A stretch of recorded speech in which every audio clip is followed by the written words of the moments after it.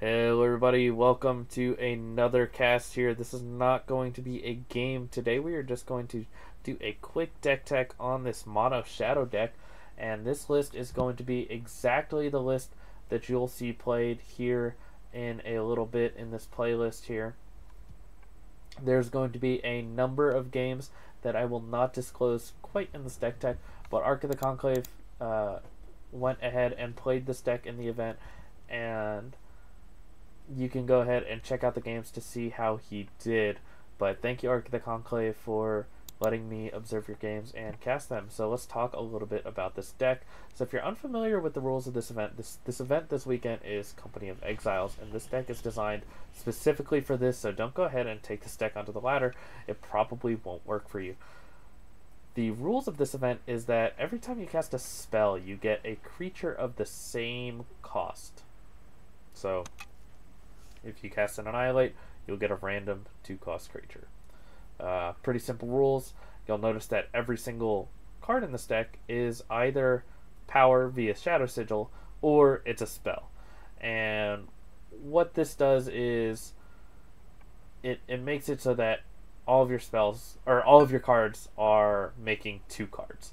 So the interesting thing is that all the cards in this deck do something to at least break even on cards. So let's talk about that a little bit. Your main cards here are going to be Pilfer, which is essentially a 1-cost unit or a 1-cost spell that cycles itself. So while it doesn't get a card from your deck, it does get a card from your enemy's deck, thus replacing at least itself, but it does come with a 1-cost unit. So you'll see the same with Sabotage. Sabotage is almost like Pilfer, except that you get to take a card out of your opponent's hand, which is much better because you also get to see the other cards in their hand. So you're also not losing a card with Sabotage, but you are gaining a 1/1. So again, Seek Power, going to get a card and make a guy. Suffocate, going to kill a guy and make a guy. So it's all about killing guys and making guys and controlling the board till you get to Witching Hour. So Witching Hour is whenever you play a non-power card, you reduce the cost of Witching Hour by 1. So every time you cast a spell, it brings a creature. Whenever you play a creature, it reduces the cost of Witching Hour by 1. Whenever you play a spell, that reduces the cost of Witching Hour by 1. So every time you cast a spell in this format, Witching Hour is reduced by 2.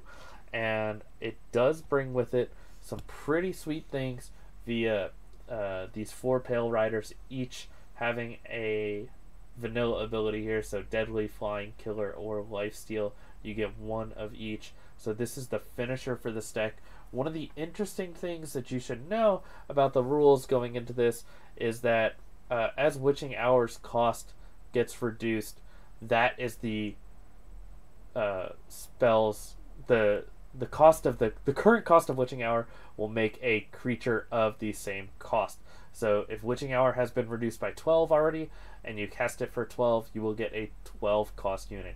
If you reduce it to 0, you will get a 0-cost unit, which will always be Sand Warrior. All 0-cost spells make Sand Warrior guaranteed. So that's just some interesting thing that you might need to know going into this. Now, Conclave went ahead and mentioned that Conclave, the guy who you will see pilot this deck here in a little bit, went ahead and mentioned that he did pull this list off of RNG Eternal, and you can find that list, and there is a primer, which I will go ahead and I think I'll link that in the description. And what he said is that he made one minor change. There were 4 0-cost cards in this deck, and he opted not to use those cards and to cut them out. So instead of those 4 0-cost units, which, by the way, if you're wondering what those 0-cost units are, they are Stranger's Mark. So Stranger's Mark, all it does is it turns a unit into a stranger in addition to its other types. But essentially, all that is it's just making a Sand Warrior because you're guaranteed a Sand Warrior off of those 0 drops. But Conclave said that he didn't like that. He cut those 0 drops and instead added 2 Devouring Shadow, and he added 2 Plague. So Plague has been very good in this event, as a lot of people are playing 1-drops like this, and a lot of 1-drops just don't have more than 1 health. So Plague, an excellent choice, I believe, for for this deck.